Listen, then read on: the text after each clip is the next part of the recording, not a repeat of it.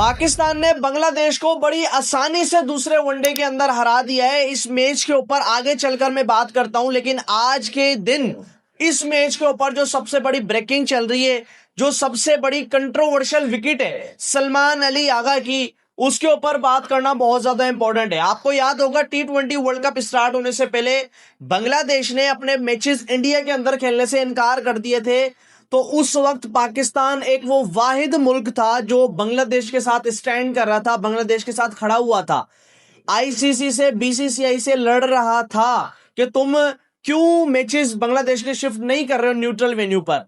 पाकिस्तान ने T20 world cup में हिस्सा ना लेने तक की धमकी आईसीसी को दे दी थी।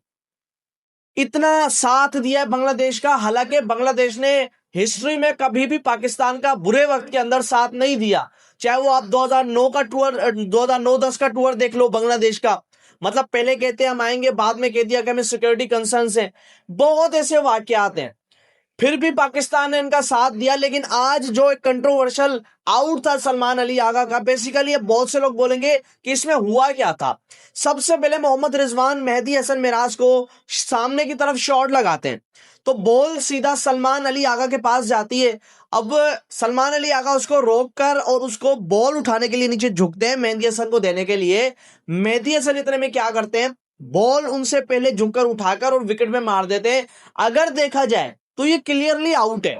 क्यों आउट है? क्योंकि सलमान अली आगा विकेट से बाहर निकले हुए, लेकिन इट्स स्पोर्ट्समैनशिप नाम की भी कोई एक चीज होती है, यानी कि बांग्लादेश पाकिस्तानी आपस में भाई भाई ये नारे लगाए जाते हैं। लेकिन आज आप देखो, मतलब इन्होंने इंडिया की तरह बनने में कोई कसर नहीं छोड़ी है, इंडिया जैसा बनने में कोई कसर नहीं छोड़ी है।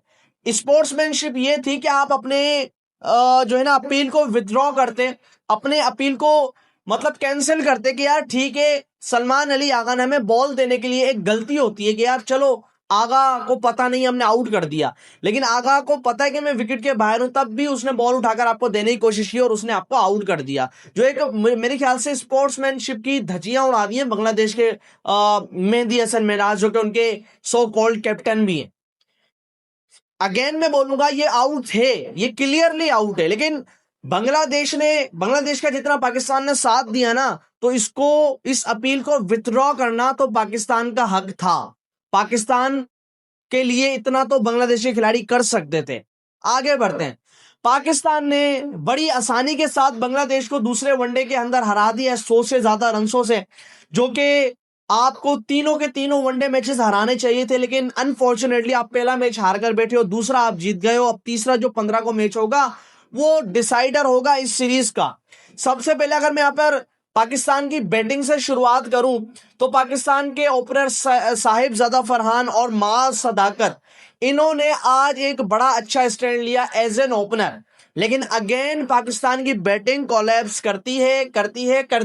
इतना तो आपको पता है, या तो मिडिल ऑर्डर में कर जाती है या तो टॉप ऑर्डर में कोलैप्स आपकी बैटिंग कर जाती है, क्योंकि वो सलमान अली आगा का आउट होना 230-33 पर 3 विकेट्स गिरी हुई है पाकिस्तान की, and then after 43 runs Pakistan अपनी सारी विकेटें खो देता है। 230-33 पर 3 आउट, 274 पर आपकी टीम ऑल आउट, यानी कि इतना ज्यादा आपकी टीम में कोलैप्स हुआ है आज कि आप उस चीज का अंदाजा नहीं लगा सकते हो। सबसे पहला मेरा सवाल कि अबरार अहमद आपका फ्रंट लाइन स्पिनर, आपने उसको कैसे ड्रॉप कर दिया? मुझे नहीं समझ आ रहा है किसका डिसीजन था, जिसका भी था बड़ा ही घटिया डिसीजन था। डजंट मैटर आज आप वन साइड जीते हो, डजंट मैटर आप आज अबरार की जरूरत नहीं पड़ी आपको, लेकिन एक बात सोचने वाली ये है कि आपने अपना मैन स्पिनर बिठा दिया है, जबकि जो कंडीशंस हैं वो सूटेबल हैं स्पिनर्स के लिए, फिर भी आपने उसको बिठा दिया है। चलें, दूसरा सवाल, हुसैन तलत और फहीम अशरफ क्यों लगातार एक ही साथ वनडे के अंदर खेल रहे हैं? हमें समझ नहीं आ रहा है। हुसैन तलत और फहीम अशरफ दोनों एक ही कैलिबर के प्लेयर हैं, डजंट मैटर फहीम ने पीछे क्या कर लिया है। चलो ठीक है, 1 मिनट के लिए मान लेते हैं फहीम डिजर्व करता है हुसैन तलत की जगह, तो हुसैन तलत क्यों खेल रहे हैं? आपने हारिस रऊफ की एडिशन करनी थी तो हुसैन तलत की जगह करनी थी। क्या करना है आपने इतनी डीप बैटिंग लेकर जाना? अच्छा, यहां पर आप देखो, साहिबजादा फरहान, माज सदाकत, शामिल हुसैन, मोहम्मद रिजवान, सलमान अली आगा, उसके बाद अब्दुल समद, फिर फहीम अशरफ, इतनी आपकी लंबी चौड़ी बैटिंग है तो आपके पास हुसैन तलत क्या जरूरत है? या तो हुसैन तलत को खिला लो या तो आप फहीम अशरफ को खिला लो। By the way Hussain Talat को आज बड़ी ही सख्त इंजरी हुई है बाजू की। होप सो ही रिकवर सून।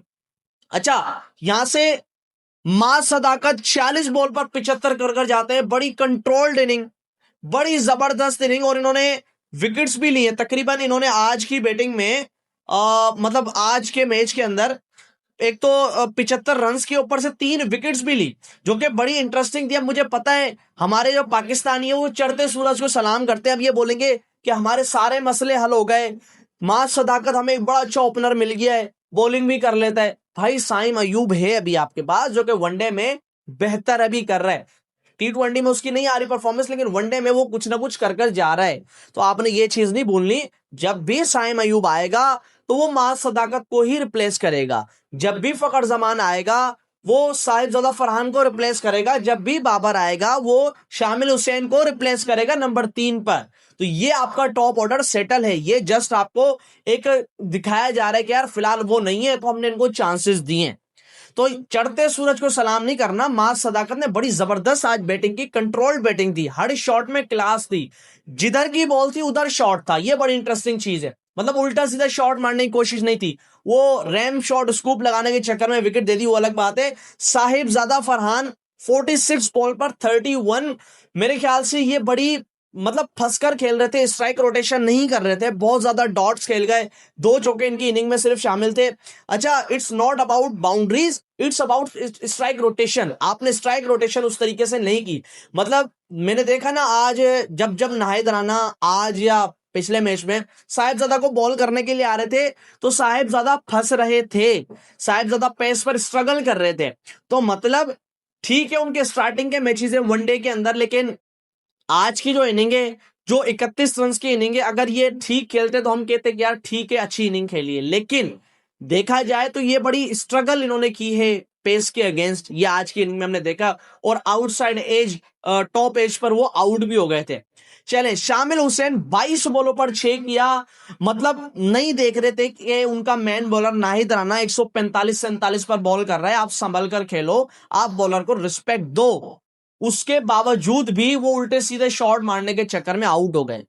देखो, एक यही चीज होती है एक प्रॉपर बैट्समैन के अंदर, ये समझनी पड़ेगी। आप इंटरनेशनल क्रिकेट खेल रहे हो, 22 बॉलों पर 9 करना, 22 बॉलों पर 6 करना। देखो आप यंगस्टर हो, ठीक है, सबसे पहले तो हमने ये माइंड में बिठाना है कि अगर हम इनको चांस दे रहे हैं तो इनके फेल्योर आएंगे, हमने इसको बर्दाश्त करना है, इनको क्रिटिसाइज नहीं करना। लेकिन दूसरी चीज शामिल हुसैन को ये समझनी पड़ेगी कि आप जब फंसे हुए होते हो तो आपका माइंड होता है स्ट्राइक रोटेट करना, ना कि बाउंड्री की तरफ जाना। आप वनडे खेल रहे हो, उल्टे सीधे शॉट्स मारकर विकेट नहीं दे सकते हो। नंबर 3 वाले बैट्समैन का काम विकेट रोकना होता है, इनिंग को बिल्ड करना होता है। तो जब आप नंबर 3 पर आ रहे हो तो आपका काम है स्ट्राइक रोटेशन करो, ना कि डॉट बॉल्स खेलकर आउट हो जाओ। अब मैं ये बता रहा हूं, ना कि मैं क्रिटिसाइज कर रहा हूं शामिल हुसैन को, क्योंकि उस बंदे का दूसरा सिर्फ इंटरनेशनल मैच है तो उस पर क्रिटिसिज्म करना बनता नहीं है। चले जी, आगे बढ़ते हैं। मोहम्मद रिजवान 59 बॉल पर 44। यार मेरा एक सवाल है रिजवान से, भाई देखो अब आप सिर्फ 2 फॉर्मेट के प्लेयर हो गए हो, समझ आ गई है? जब आपको पता है इतने सीनियर आप खिलाड़ी, 100 150 मैचेस आपने खेले में, जब आपको पता है कि आगा की विकेट गिर गई तो क्या जरूरत थी उल्टा सीधा शॉट लगाने की, जबकि आपको पता है कि आप विकेट थ्रो कर दोगे।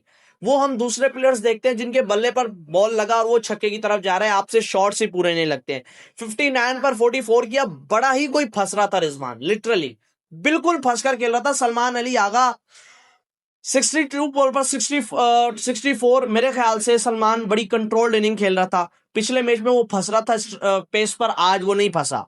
आज वो सुकून से अपनी बारी ले रहा था, जहां शॉट लगाना चाह रहा था वहां शॉट लग रही थी। कट हो गया, पुल हो गया, स्वीप हो गया, फ्लिक हो गया, हर जगह वो खेल रहा था। लेकिन वो एक गंदा आउट जो मेहंदी हसन मिराज ने किया, ये हम नहीं बोलेंगे क्योंकि ये आप बड़ा कंट्रोवर्शियल आउट हुआ है। अच्छा, इनकी विकेट जाने के बाद आप देखो हुसैन तलत, अब्दुल समद, फहीम अशरफ, ये 3 आपके विकेट्स लगातार गिर गए। फिर रिजवान की विकेट 4 विकेट्स, यानी कि टोटल कोलैप्स हो गया आपका मिडिल ऑर्डर के अंदर आकर। अब मेरा सवाल यहां पर शाहीन शाह अफरीदी से, मेरे भाई, जब आप आए हो 38-39, मेरे ख्याल से 40 ओवर्स के करीब ओवर्स गुजर गए। अब आपको पता है कि यार यहाँ पर पैट कमिंस वाला रोल मेरे पास है, तो आप क्यों नहीं निभा रहे हो वो? जब आप इतना जल्दी बैटिंग करने के लिए आ रहे हो, तो आपको ये समझना पड़ेगा कि आपके साथ अगर एक प्रॉपर बैट्समैन क्रीज पर मौजूद है, यानी कि फहीम अशरफ एक बैट्समैन है ना, बैटिंग ऑलराउंडर है ना, या बॉलिंग ऑलराउंडर है, बैटिंग कर लेता है। अब आपको पता है कि मौजूद है, तो आपने उसको बारी क्यों नहीं दी? आप विकेट थ्रो कर चले गए उल्टा सीधा शॉट लगाकर। मतलब शाहीन, अगर आप आ रहे हो ना दूसरे से पहले, तो आपको जिम्मेदारी उठानी पड़ेगी एज ए कैप्टन। आपको समझना पड़ेगा इस चीज की वैल्यू। ये तो बांग्लादेश है, ये नहीं तो 274 280 कुछ भी नहीं है आजकल के क्रिकेट में, स्पेशली वनडे में। और जिस तरीके की कंडीशन थी, कोई मुश्किल कंडीशन नहीं है, क्योंकि आगा जिस तरह खेल रहा था, फिर मां सदाकत जिस तरह खेल कर गया, तो कोई मुश्किल नहीं थी। जो जो यहां पर स्ट्रगल कर रहा था, अपनी नलायकी थी उनकी। फिर बॉलिंग में आप आ जाओ, शाहीन ने अच्छा स्टार्ट दिलाया था पाकिस्तान को। अर्ली ऑन जो है ना 2 विकेट्स एक मोहम्मद वसीम जूनियर ने ले ली। तो ओवरऑल बॉलिंग भी पाकिस्तान की अच्छी गई। बैटिंग में उतना ज्यादा मैं इंप्रेस नहीं हूं, स्पेशली मिडिल ऑर्डर में या मिडिल ओवर्स के अंदर आकर। हारिस रऊफ ने 3 विकेट्स ली, माज सदाकत ने 3 विकेट्स ली, शाहीन ने 2 विकेट्स ली, वसीम जूनियर ने 1 विकेट ली। तो मतलब बॉलिंग तो किसी हद तक आपने बेहतर की है, लेकिन एट द एंड आपको समझना पड़ेगा कि आप जब बैटिंग कर रहे हो तो आपसे बॉलिंग नहीं हो रही है, बॉलिंग कर रहे हो तो बैटिंग नहीं हो रही है। टीम को बैलेंस करना पड़ेगा। ये जो आज भी जो भंड मारे हैं, मतलब हुसैन तलत और फहीम अशरफ को खिलाना, अबरार को बेंच कर देना, ये बड़ा मुझे अजीब डिसीजन लगा है। ये गलतियां हमने आगे नहीं दोहरानी। तीसरा वनडे हमारा डिसाइडर होगा। वो कौन जीतेगा, मुझे उसका आप कमेंट्स में बताओ अपनी प्रेडिक्शन। बाकी मेरे ख्याल से आज पाकिस्तान बड़ी आसानी से जीता ये मैच। और जो वो कंट्रोवर्शियल आउट था, उसके ऊपर आपका क्या ओपिनियन है, वो भी आप मुझे कमेंट सेक्शन में लाजमी बताइएगा।